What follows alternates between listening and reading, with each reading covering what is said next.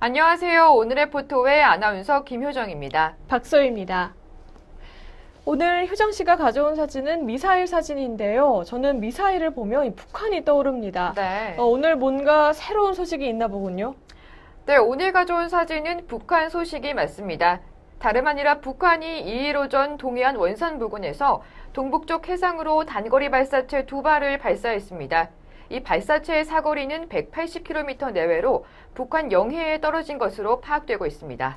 네, 북한이 최근 이 발사체를 자꾸 이렇게 발사를 하면서 네, 도발하고 있죠. 도발을 하고 있는데요. 저는 굉장히 잦아졌다라는 생각이 들거든요. 네, 맞습니다. 올해 들어서 12번째 미사일인데요. 사흘 전인 지난달 29일 새벽에도 북한은 스커드 계열의 사거리 500km 정도의 단거리 탄도미사일 2발을 동해상으로 발사했고, 지난달 26일에는 사거리를 연장한 30mm 방사포로 보이는 발사체 3발을 동해로 발사하기도 했습니다. 모두 미사일 탄착 지점 인근 해상에 항행 금지 구역을 선포하지 않은 기습 발사입니다. 네, 그러니까 효정 씨 말은 최근에 일주일 동안 3차례나 발생을 네. 했다라는 건데 굉장히 잦아진 건 확실하군요. 이렇게 무법자가 어디 있을까요? 네, 아무래도 시진핑 중국 국가 주석의 방한을 하루 앞두고 북한의 존재감을 다시 한번 드러내려는 의도로 보입니다. 시진핑 주석은 처음으로 전통적 우방인 북한보다 먼저 한국을 방문하는데요. 이를 의식한 일종의 무력 시위로 보입니다. 네, 그리고 제가 알기에는 이 최근에 북한이 우리 정부에게 어떤 특별 제안을 내놨다가 거부당한 것으로 알고 있습니다. 네. 그런데 이런 북한의 오락가락한 속내 정말 복잡해 보이거든요.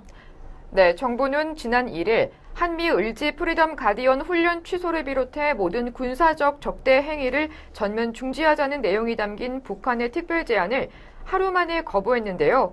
우리 정부는 북한에 대해 말보다는 행동으로 진정성을 보이라고 촉구했습니다. 그리고 오늘 있었던 단거리 발사체 2발 발사는 최근 북한의 제안을 이렇게 우리 정부가 거부한 것에 대한 의사 표현으로도 추정이 됩니다. 네, 그러면 북한이 더 추가로 발사를 할 수 있다라는 말이겠네요. 네, 합동참모본부는 현재까지 2발을 발사했기 때문에 추가로 더 쏠 수 있는 가능성이 있어서 감시를 강화하고 있고 추가 상황에 대비해 필요한 군사 대비 태세를 유지하고 있다고 밝혔습니다. 네, 북한이 계속 이 한반도의 평화를 유지하자라는 말을 하면서도 이렇게 오락가락하는 태도를 보이는 건 정말 이해가 할 수가 없는데요. 한중 정상회담이 바로 내일입니다. 최대 현안으로 꼽히는 북핵 문제와 관련해 과연 어떤 진전이 있을지 주목됩니다.